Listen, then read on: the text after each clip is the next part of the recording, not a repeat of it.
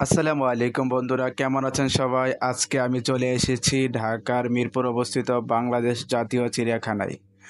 আজকের ব্লগে আপনারা দেখতে পারবেন এখানে কি কি দেখা যায়, টিকিট কত, কোন কোন পশু পাখি আছে এখানে এবং কেমন অভিজ্ঞতা হয় এখানে ঘুরতে এসে। তাহলে চলুন, আশা করি আজকের ব্লগটা দারুণ লাগবে।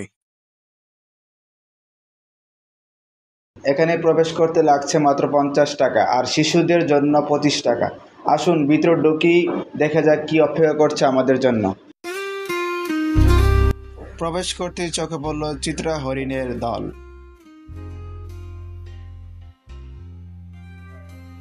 চিত্রা হরিণ দেখতে দেখতে আমরা সামনে আগে দেখতে পেলাম সারজু, বাঘ, সিংহ, ভাল্লুক। দেখতে হলে আমাদেরকে এই পথ দিয়ে আগাইতে হবে।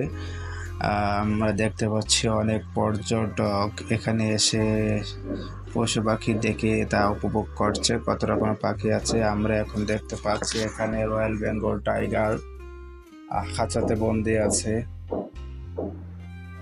এখন যে প্রাণীটি দেখতে পাচ্ছেন সেটি হলো জিরাফ, যেটা অনেক লম্বা হয়ে থাকে। গলা থেকে মাথা পর্যন্ত অনেক বড়, উঁচু, লম্বা।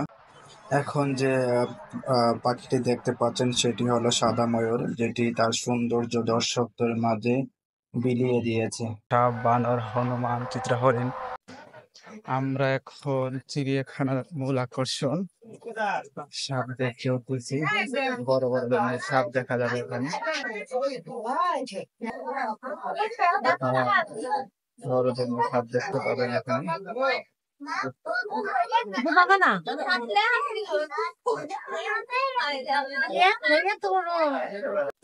আপনারা এখন যে সাপটি দেখবেন সেটি হলো অজগর সাপ। মরে যায় নাই, ঘুমায় আছে, আর মরে নাই।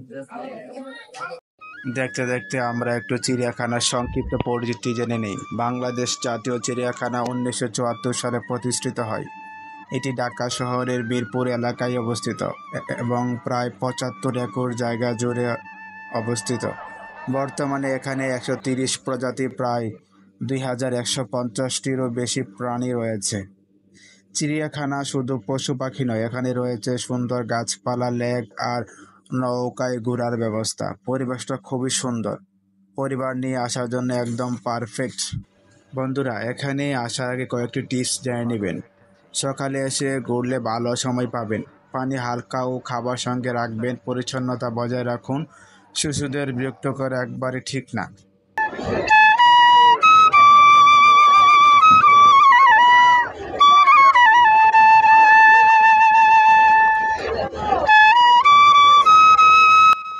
বন্ধুরা, জাতীয় চিড়িয়াখানা শুধু একটি বিনোদন কেন্দ্র নয়, এটি আমাদের জীববৈচিত্র্য সম্পর্কে জানার জন্য একটি অনন্য জায়গা।